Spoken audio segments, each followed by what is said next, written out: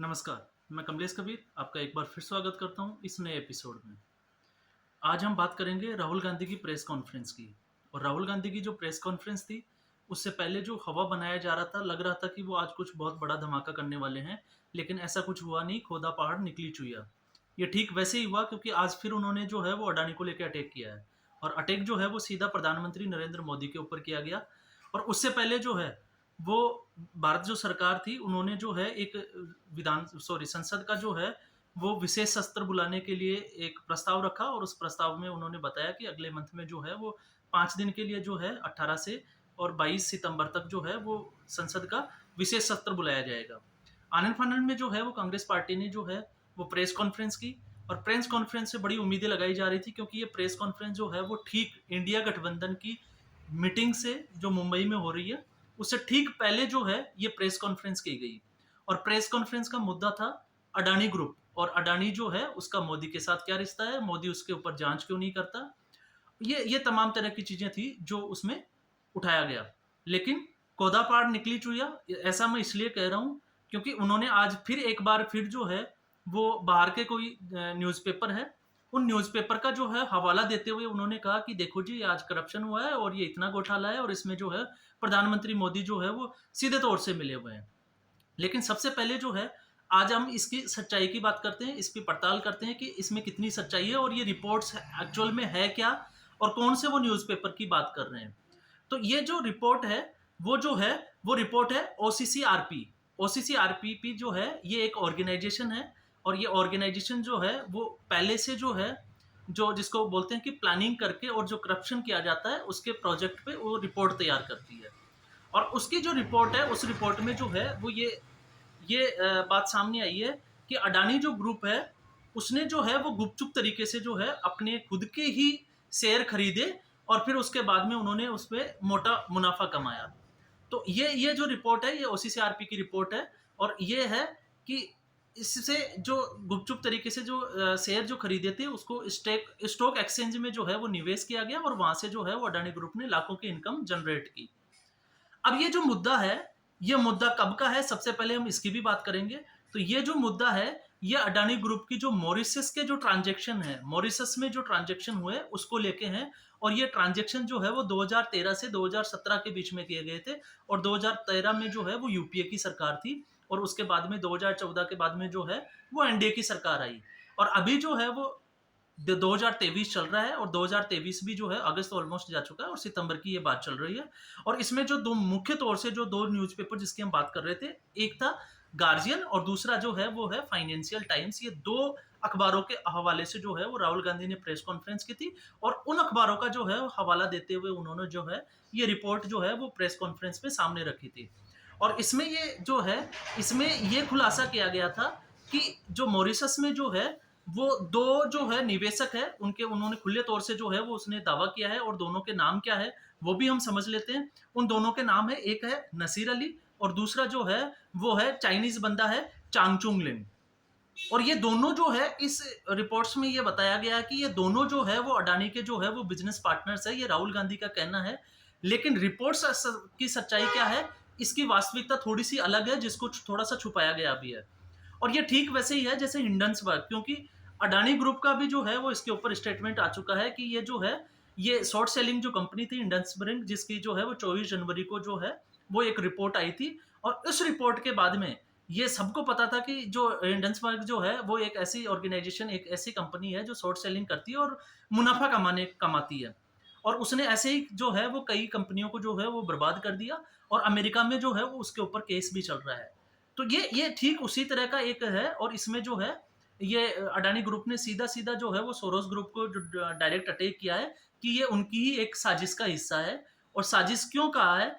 क्योंकि दो जो हिंडनबर्ग की जो रिपोर्ट आई थी, उसके बाद में जो है वो अडानी की जो नेटवर्थ थी, उसमें काफ़ी गिरावट देखने को मिली थी। क्योंकि उससे पहले अडानी के जो शेयर्स थे, उनके भाव जो है वो आसमान छू रहे थे। और जैसे ही हिंडनबर्ग की रिपोर्ट आती है, तो कोई भी जब रिपोर्ट आती है, तो निवेशकों में जो है वो अस्थिरता आ जाती है, असंतुष्टि, या इसको हम कह सकते हैं कि अविश्वास जो है वो पैदा हो जाता है। तो उस अविश्वास की स्थिति में जो है, उस कंपनी के जो शेयर है वो तेज़ी से जो है वो धड़ाम होते हैं, नीचे आ जाते हैं। और उसका नुकसान जो है उस कंपनी या उस ग्रुप को जो है उठाना पड़ता है। और यही अडानी के साथ हुआ था। जनवरी में जब ये रिपोर्ट आई उसके बाद में इनके जो शेयर थे वो तेजी से नीचे गिरे। और उसके बाद में यही जब चीजें डीआरआई की रिपोर्ट जो थी उसमें साफ-साफ ये बोला गया था कि जो निवेशक जो थे ओवर प्राइसिंग थी शेयर मार्केट में इसके शेयर्स की जो ओवर प्राइसिंग थी या जो जिसको हम कहते हैं कि अभी जो एक बात सामने आ रही है कि जो खुद के शेयर जो है वो खुद ने खरीदे और फिर उसको स्टॉक एक्सचेंज में जो है वो तो ये अनियमितता की जो गड़बड़ी थी उसके आरोप पे डीआरआई की रिपोर्ट ये थी कि ऐसा कुछ पाया नहीं गया। और उसके बाद में जब ये रिपोर्ट आई तो इस रिपोर्ट के बाद में जो है वो अडानी के जो नेटवर्थ थी उसमें भी और उसके शेयर मार्केट में भी जो है वो वापस शेयर में तेजी देखने को मिली। और अभी अगर हम देखें तो एक टाइम ऐसा था कि फरवरी में जो है अडानी जो है वो 30वें पायदान से भी नीचे खिसक गए थे, लेकिन अभी जो है वो 20वें पायदान पे जो है वो उनकी नेटवर्थ है या उनका जो कहते हैं कि उनके शेयर जो है ये और वो दुनिया में सबसे अमीर देशों की उस गिनती में आते हैं। और आज उनकी जो नेटवर्थ जो है वो लगभग 64.1 अरब डॉलर के आसपास जो है उनकी नेटवर्थ है। लेकिन अब इसमें जो है वो सच्चाई ये है कि इसमें जो है जो दोनों अखबार है या ओसीसीआरपी की जो रिपोर्ट है उसको जो है इन्होंने इसके साथ अटैच किया है। तो ओसीसी की रिपोर्ट में ये भी चीज़ सामने आई है कि हम इसका दावा नहीं करते कि जो दोनों जो निवेशक थे, चाहे वो आपका नसीर अली हो, चाहे दूसरा जो है वो चांगचुंग लिंग हो, ये दोनों डायरेक्ट रूप से कहीं भी इसमें इन्वॉल्व है, इसका हम दावा नहीं करते हैं। लेकिन वो जिस हिसाब से उन्होंने जो है इसमें निवेश किया और लाखों कमाए तो उससे लगता है कि अडानी ग्रुप के अडानी जो परिवार है इसके साथ जो है वो लंबे समय से जुड़े हुए प्रतीत होते हैं। ये उनकी खबर का जो है वो दावा है कि ये लॉन्ग टाइम जो है वो बिजनेस पार्टनर हो सकते हैं। अब ये जो दोनों निवेशक है इनका तो ऐसा कोई अभी तक स्टेटमेंट आया नहीं, लेकिन साथ में इसने ये भी कहा गया है कि ये जो रिपोर्ट्स जो है अभी तक इसका कोई साफ सबूत नहीं मिला। तो जब सबूत नहीं मिला तो हम ये कैसे कह सकते हैं बिना रिपोर्ट के या बिना जांच के कि जो है अडानी जो है वो सीधे तौर से इसके ऊपर जो है वो आपराधिक श्रेणी में चला जाता है या उन्होंने जो है वो कुछ क्राइम किया होगा। तो ये एक सोचने वाली बात है। लेकिन राहुल गांधी और कांग्रेस का ये पुराना सपना होता है कि उन्होंने जैसे कैसे करके जो है वो नरेंद्र मोदी को टारगेट करना होता है और नरेंद्र मोदी को टारगेट करने के लिए वो एक ऐसे किसी रिपोर्ट्स का जो है वो दूसरे जो बाहर के जो न्यूज़पेपर्स होते हैं या न्यूज़ जो एजेंसियाँ हो उनका हवाला देती है। लेकिन जब अब इनकी खुद की बारी आती है कांग्रेस पार्टी की, राहुल गांधी की जब हम बात करते हैं कि डोकलाम में जब भारत और चीन का विवाद हुआ था, उस वक़्त जो राहुल गांधी जो है वो चीन के डेलीगेशन के साथ में मिलके जो है, वो एक किसी भी एमओयू पे साइन किया था, लेकिन आज तक वो रिपोर्ट जो है वो सार्वजनिक नहीं की। और एटलीस्ट राहुल गांधी से भी और कांग्रेस पार्टी से भी जब प्रवक्ताओं से ये क्वेश्चन पूछे जाते हैं, तो वो कभी भी मीडिया में जो है वो आके ये नहीं बताते कि वो एमओयू हो था क्या या उसमें जो है वो किस चीज़ को लेके जो है क्योंकि राहुल गांधी जो है वो ना तो भारत के प्रधानमंत्री है, ना किसी ऐसी पोस्ट पे है कि वो एमओयू जो है वो साइन कर सके।